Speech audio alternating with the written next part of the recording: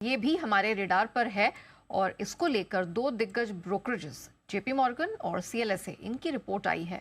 तो क्या कुछ निकल के आ रहा है इन दोनों ब्रोकरेजेस की तरफ से, कौन कौन से स्टॉक्स हैं रेडार पे, आइए समझ लेते हैं। कुशल हमारे साथ जुड़ चुके हैं। कुशल, जरा बताइए क्या निकल कर आ रहा है इनकी रिपोर्ट में। देखिए नया यहाँ पर दोनों ही जो दिग्गज ब्रोकरेज हाउसेज हैं उनके कॉन्ट्रास्टिंग व्यूज़ आईटी सेक्टर को लेकर अब सामने निकल कर आ रहे हैं, जिसमें सबसे पहले तो जेपी मॉर्गन की बात करेंगे।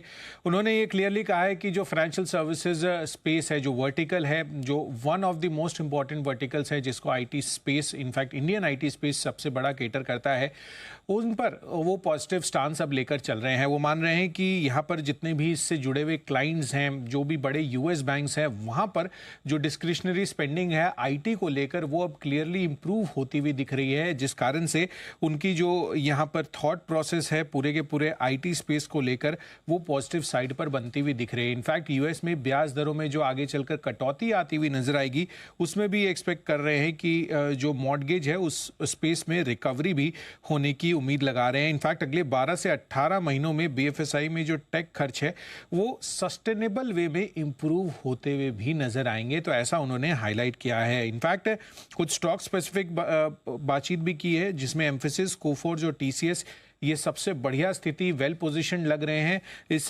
स्पेस में। जो फाइनेंशियल सर्विसेज वर्टिकल है वहां पर कैश इन करने के लिए जो अपॉर्चुनिटी वापस से बिल्डअप होती हुई दिख रही है।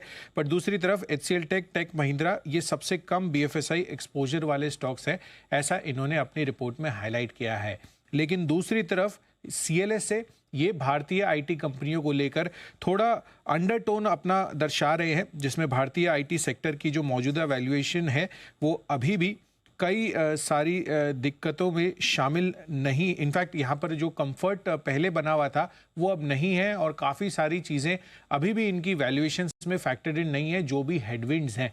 यही नहीं, उन्होंने ये कहा है कि कोविड के स्तरों से अब देखें तो जो निफ्टी आईटी की वैल्यूएशन है वो अब केवल 7% ही दूर है, यानी कि बहुत ज़्यादा गैप अब जो प्री कोविड लेवल्स, जो कोविड के लेवल्स थे उससे ज़्यादा नहीं रह गया है।